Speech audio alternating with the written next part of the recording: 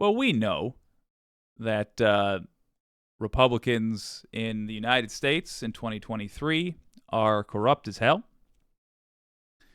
And they have the misfortune in the House of being able to hold committees and hearings and generally try to make their case in a formal setting. I say it's their misfortune because they're a bunch of liars. They don't actually believe that there is corruption in Washington aside from what they do. They don't believe that the FBI is going after Republicans unfairly. They do believe they're going after Republicans because, Republicans are criminals. But they are in a position where they need to try to make a case to the American people now that all this conspiracy nonsense that they've been talking about is so somehow. I mean, after all, they got elected to make a big damn deal about all this stuff. Well, to do that, they have gathered a group of the most ridiculous, corrupt bums you have ever seen. There's an MSNBC clip that talks about it, that discusses who these people were recently that testified in Congress regarding the FBI, who these FBI whistleblowers are. Surprise, surprise, they're people that were themselves quite corrupt. Congressman, it is as serious as it can be to have the Republicans in the majority using and misappropriating the word whistleblower. Can we start by talking about what these two individuals actually are? They sound like they have been reprimanded by the FBI and are viewed as a security concern. So essentially, in this theater of the absurd, the Republicans provided a platform today for three disgruntled employees of the FBI to come and air their employment grievances. They did no such thing as whistleblowing. They are not whistleblowers. They don't deserve whistleblower protection. And frankly, each and every one of them has a strange history that merited action, employment action by the FBI because they became security concerns. That's why they had the security clearances pulled. And in some cases, essentially their employment status either demoted or put on hold because they were no longer considered reliable law enforcement agents. The FBI agents testifying in the House Weaponization Committee, ridiculous, were themselves security concerns. In other words, these were bums that washed out, and now they're angry. Why did they wash out? Why were they security concerns? Because they were crazy as hell. To give them this national platform today was bizarre at best, sordid at worst, and I don't think in any way helped the Republican narrative, conspiratorial narrative, that somehow the FBI is an agency of the deep state and doing the dirty work of liberal Democrats. I think what we witnessed today were three disgruntled employees who have strange beliefs, conspiratorial beliefs, have questioned, in many cases, the fundamentals that have been established in numerous courtrooms all across America and by the January 6th Commission. Even now, they believe it was instigated by the deep state. They blame Nancy Pelosi, which would come as news to Speaker Pelosi, who had her office trashed by the insurrectionists on January 6th and would have come to harm if they'd found her. And I think it would come as news to Vice President Pence. They wanted to hang him. They were running through the corridors of the Capitol calling for him. And had they found him, God only knows what would have happened. That's who these people are. There was news developed and new information. Hold up. Just want to comment on one thing. The takeaway from all of this is to not take unserious people. Let me try this again. Take unserious people seriously, but don't treat them as though they have serious opinions. In other words, you've got these people ranting and raving in Congress right now. If you're the opposition, yeah, you take the threat they represent seriously, but make it clear to the American people at every opportunity that they are clowns. And I have to congratulate the House of Representatives, the Democrats in the House of Representatives, for doing a great job of that. And I'm glad to see this being talked about here on cable television. But I really hope that Connolly's message here is understood.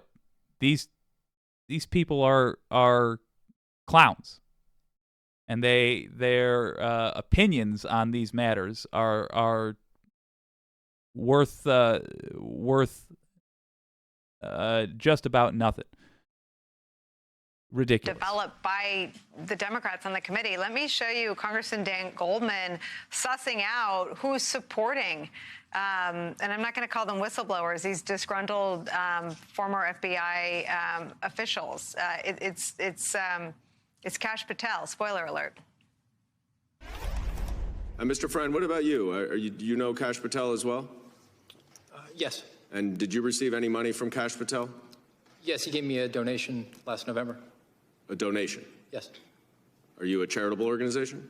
I was an unpaid, indefinitely suspended man trying to feed his family, and he reached out to me and said he wanted to give me a donation. He bribed him.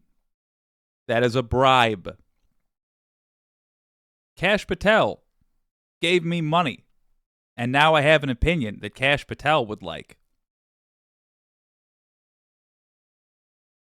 Ridiculous. Let me show you what was being said on television by Mr. Friend. This is him on Laura Ingram's show just this week.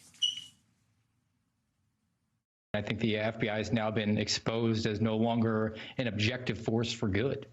You know, here's a situation where they looked internally and decided that they were not going to consider any evidence to open a case because it was inconvenient for their preferred political candidate, and instead they targeted all their resources and all their focus on the individual that they viewed to be most problematic to the existing entrenched forces that we have within our intelligence community and our federal law enforcement that is so beholden to these growing budgets, as we've seen throughout the years as this mission creep has come home, and the weapons and the apparatchiks of our federal government have now been turned against the American population. Quid pro whoa. I mean, this is a guy who's fired from the FBI. FBI is run by Christopher Wray, who was a Republican attorney in good standing, represented Chris Christie. Chris Christie passed his name along to Donald Trump. He's Donald Trump's handpicked FBI agent. So that's who Mr. Friend is mirroring and maligning this week on Laura Ingram's show. But to learn that he's being supported by a charitable donation, and he's not a charity, from Kash Patel, felt like today's bombshell. Yeah, and the irony is he began by saying, I think the FBI has finally been exposed. Actually, it's Mr. Friend who's been exposed. He's been exposed for taking money and providing his testimony as a paid agent, if you will, of Kash Patel, who represents a right-wing ideology, a reactionary narrative, and who propounds a conspiratorial-filled agenda that is, I think, inimical to constitutional democracy, as we saw on January 6th. That's who this is. And if anyone's been exposed and anyone's been compromised, it's not the FBI, it's Mr. Friend. What do we do? What would you do? What would Republicans say you have to do? if you got fired for your job from, betraying the very purpose of the job. If you were hired as a contractor to go build an extension on somebody's house, and you showed up at the house and you just started smashing holes in their living room drywall with a hammer. You're supposed to be building somewhere else entirely. You're not trying to fix it. You're just wrecking up the place, and you get fired. What would Republicans say you should do? Would Kash Patel give you a donation? No. They'd say you can go kick rocks. They'd say, go get another job. They'd say, you got 2 hands, 2 feet. Go walk down to the nearest McDonald's and start flipping burgers. That's what they'd say. That's who they are. But this guy they gave money to. He got fired from his job. Go find another job to support your family. No, they gave him money. And oh, look, now here he is in Congress saying exactly what they want him to say. Bribery is standard practice for Republicans. They are a criminal organization. As a country, when only one of the country's 2 parties, and in the case of the House, it's the party in the minority, views the FBI suspending 2 individuals as a credible act, a justifiable act. What do you do if the House Republicans in the majority then take them and platform them and elevate them? So I think it's important to remember that let's go back in time a little bit, right? So when Donald Trump becomes president, one of his first meetings is with James Comey, the head of the FBI. And he wants to meet with him privately and does, and basically tries to get him to suborn his own oath of office to render justice in a nonpartisan, objective way, and to compromise an investigation of his team. When Comey cannot give him that assurance, he fires Comey in a very dramatic and public way. And then, ironically, Christopher Wray, who's now being excoriated by the Republicans, is picked by Donald Trump to replace Mr. Comey. He's hardly a liberal Democrat. And the FBI has hardly been, a haven for liberal Democrats since its founding. J. Edgar Hoover was no liberal Democrat. So the idea that all of a sudden the FBI has become a tool of the deep state and is cracking down on conservative ideology while propounding or protecting the alternative is absurd. And that's why I said, I think today was another exercise in theater of the absurd by the Republicans. I don't think they made any headway. And I think they actually exposed how flimsy and anemic their conspiracies are, and based on almost lunacy and disgruntled individuals at best. Nailed it. Absolutely nailed it. No notes for Mr. Connolly there. One of the things that made me interested in Canadian politics is their ability to avoid a 2-party system. Their parliamentary, their way of doing things means that you can vote for people that align with your beliefs specifically, and trust that generally your beliefs are not going to be endangered. With our 2-party system, we run the danger of the current scenario we're living through happening again and again. One party is corrupted. And so all decent people must vote for the non-corrupt party, or at least the less corrupt party. It's a problem. It's a problem. I don't think in our lifetimes we are going to be able to fundamentally change the way that American democracy works. But we do have the ability to change the way. Let me try that again.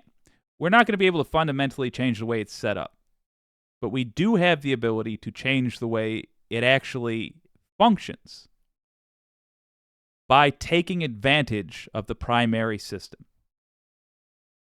Use primaries to get people with your specific beliefs in a position to run. We have primaries coming up. Participate in them. Go as far left as you can. The theme of the show today, all of it, is just to remember that you don't need to know every single thing.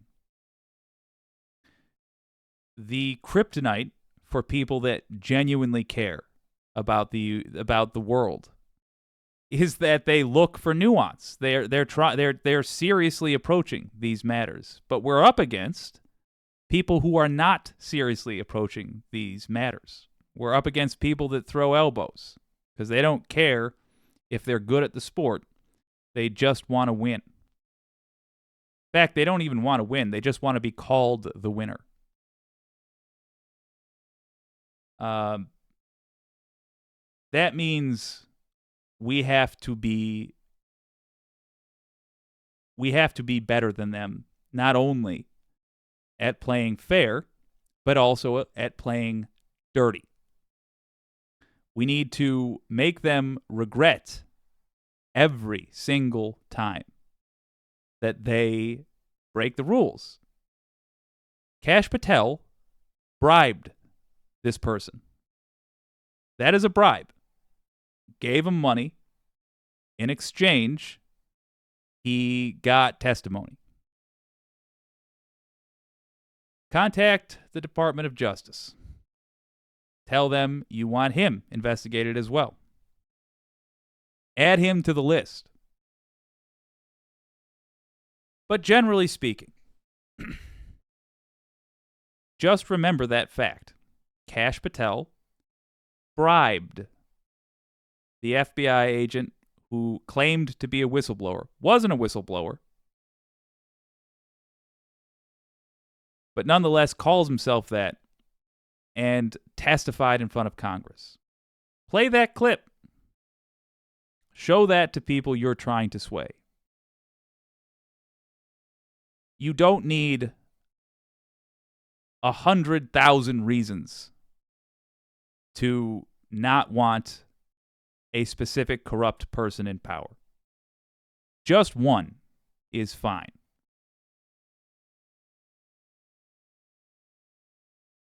Go to your friends who are on the fence, if you have any. If you've got people that seem to have been swayed by any of the Republican committees, show them that. Compare that to the people who were testifying in the January 6th committee. Use it, in fact, as a way to get more bang for your buck. You can simultaneously show somebody who's been uninformed why Republicans are bad and why Republicans are really bad.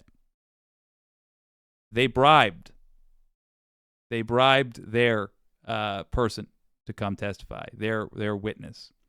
And here's what it looks like when it's run properly. Here's some January 6th footage. Here's Cassidy Hutchinson. She worked directly for Donald Trump. Use that. Twist the screw. Twist the knife, I guess, would be another way to put it. But use the fact that the GOP is currently running a clown show to contrast for people the difference between these two parties and these two ideologies. One is an actual ideology, whether you agree with it or not. That's the Democrats. The other is just a power grab. Let's check out what the Wicked community has to say.